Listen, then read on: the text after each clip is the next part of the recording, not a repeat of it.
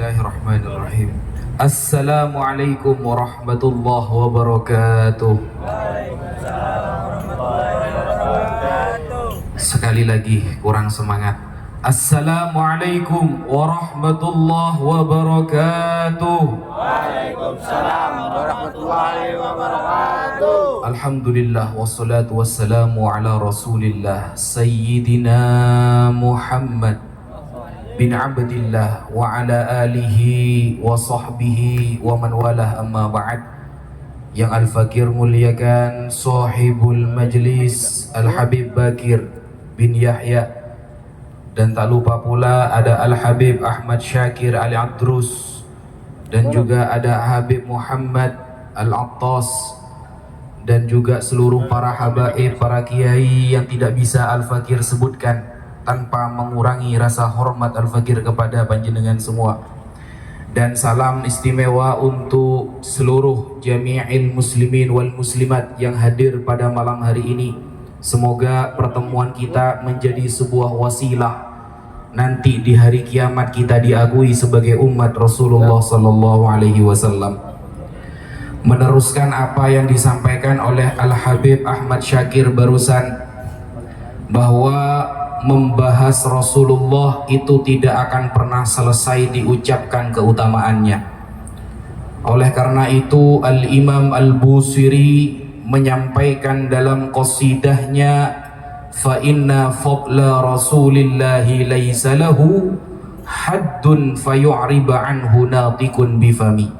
Keutamaan Rasulullah, keagungan Nabi Muhammad tidak akan pernah selesai diungkapkan oleh seorang manusia. Maka dari itu betapa mudah kita untuk bisa mengungkapkannya. Ta'zim, berakhlak, mengagungkan Rasulullah itu ada dua. Ada yang aqalluh, ada yang akmal. Ada orang memuliakan Rasulullah itu hanya dengan aqallu ta'zim. Yang penting bersolawat, yang penting hadir ke majelis. Ada orang yang memuliakan Nabi Muhammad itu akmalut ta'zim, paling istimewanya, sempurnanya, maksimalnya mengagungkan Rasulullah sallallahu alaihi wasallam. Bukan hanya hadir di majelis, tapi yata'athar fi ajsadihim, berpengaruh kepada tubuh mereka untuk melakukan ketaatan setelah hadir di majelis ini. Kalau kita perhatikan seluruh kitab-kitab para ulama, baik kitab fikih maupun kitab-kitab tasawuf, efek dari diterimanya sebuah amal itu biasanya akan tampak setelah melakukannya. Misalnya berhaji, apakah ciri-ciri haji itu mabrur, diterima oleh Allah? Bukan ketika haji itu dia khusyuk, melakukan semua rukun, melakukan semua syarat, hanya itu saja, tidak. Tetapi ketika sahabat bertanya, wa ma birrul haji ya Rasulullah, tanda orang hajinya mabrur itu apa wahai Rasulullah? Ternyata Rasulullah menjawab sesuatu yang terjadi setelah dia melakukan haji. Apa itu? Yang pertama, tibul kalam, ucapannya semakin baik. Yang kedua, it'amut ta'am, semakin suka bersedekah kepada fakir miskin. Tanda orang hajinya diterima, dia semakin baik ucapannya, semakin senang bersedekah kepada fakir miskin. Ternyata itu tanda amal itu diterima. Berdasarkan hadis ini, Al-Imam Ibnu Hajar Al-Asqalani menyampaikan bahwa ini menunjukkan bahwa seluruh ibadah kita akan ketahuan kapan ibadah itu diterima atau tidak, yaitu efek setelahnya. Kalau misalnya kita hanya mengandalkan sholat kita hanya berapa detik yang khusyuk, tetapi efek dari sholat itu apakah benar-benar tanha anil fahsya'i wal munkar atau tidak? Kalau kira-kira hanya sholat tapi tidak tanha anil fahsya'i wal munkar, berarti sholatnya hanya menggugurkan kewajiban.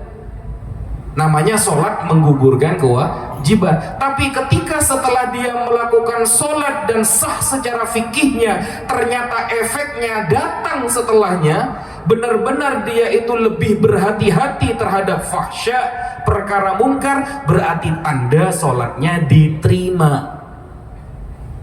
Begitu. Makanya di dalam Islam Rasulullah tidak pernah menganjurkan kita itu menjadi orang kaya, gak ada. Tidak ada hadis Nabi Muhammad mewajibkan kita menjadi orang kaya, tidak ada.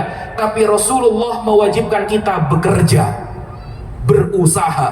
Karena bekerja adalah tanda manusia menghormati hidupnya, tanda manusia mengamalkan hadis nabinya, tanda manusia beriktibar kepada Al-Qur'annya. Karena Al-Qur'an mengatakan kalau malam kita tidur, kalau siang kita harus bekerja. Wa ja'alna al-laila libasa wa ja'alna an-nahara ma'asha. Rasulullah tidak pernah mewajibkan kita harus pinter. Tidak ada hadis Rasulullah mengatakan kamu harus pinter, nggak ada. Tapi yang diwajibkan Rasulullah adalah belajar.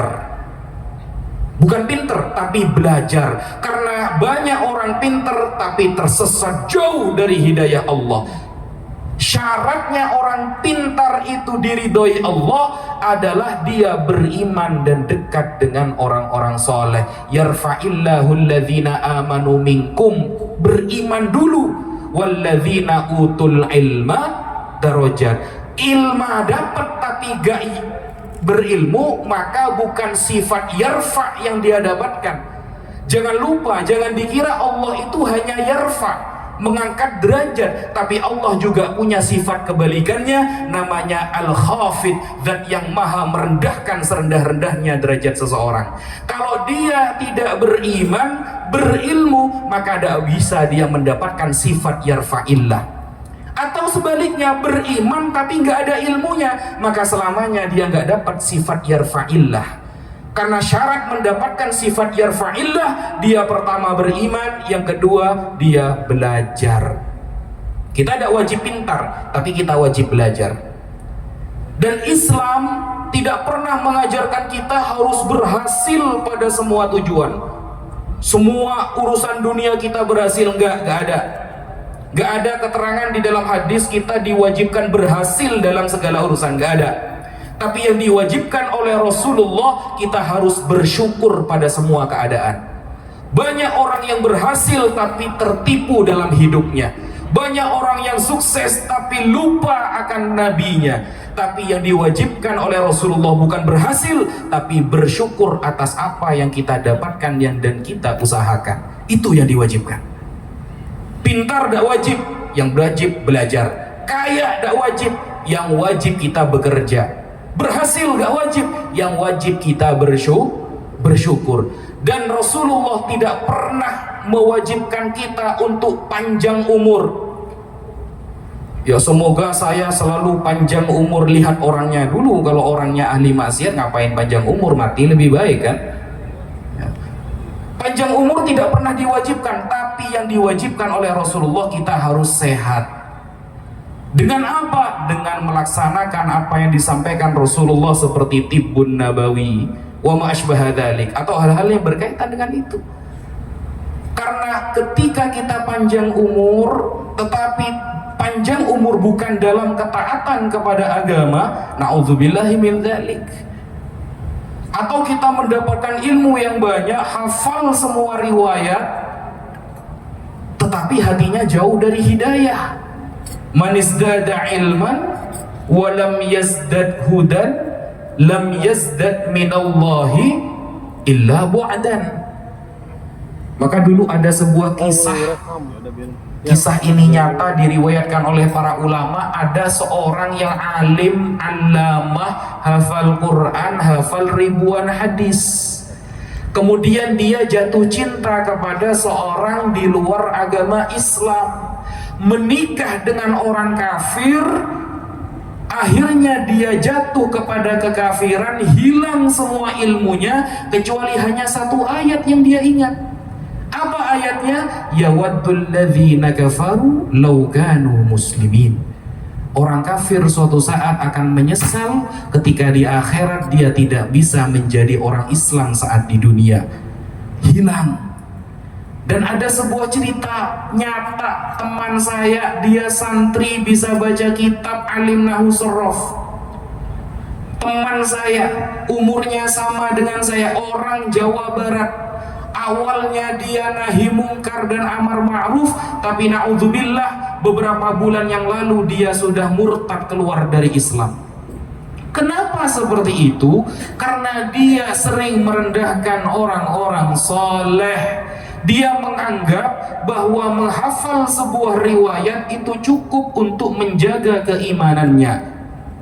Dia menganggap bahwa berkumpul dengan siapapun, tidak melihat circle-nya, hanya membawa ilmu yang dia hafal, itu sudah cukup menjadikan dia selamat. Alhamdulillah, ketika dia menawarkan berkali-kali Al-Fakir untuk ikut murtad dengan dia, alhamdulillah Allah jaga. Yang awalnya namanya Nasiruddin sekarang menjadi Faqad Hadamaddin. Ya. Jadi yang Faqad Hadamaddin banyak. Yang awalnya Imaduddin jadi Faqad Hadamaddin. Ya, mungkin itu yang bisa kita sampaikan. Semoga Maulid Nabi ini bisa menjadikan kita ada perubahan. Jangan dikira Rasulullah itu tidak tahu apa yang kita lakukan. Jangan kira Rasulullah tidak tahu apa yang kita kerjakan.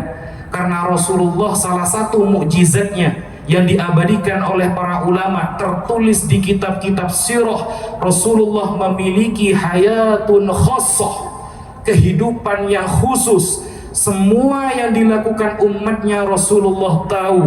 Bahkan ketika kita mengucapkan salam kepada beliau, ada malaikat di bumi sayyahina fil ardi, ada malaikat khusus yang menyalamkan salam kita kepada baginda Nabi Muhammad sallallahu alaihi wasallam. Maka ketika Rasulullah melihat umatnya jauh dari hidayah, beliau akan beristighfar. Tetapi ketika melihat umatnya dekat dengan orang saleh, melakukan amal baik, maka Rasulullah bertahmid kepada Allah.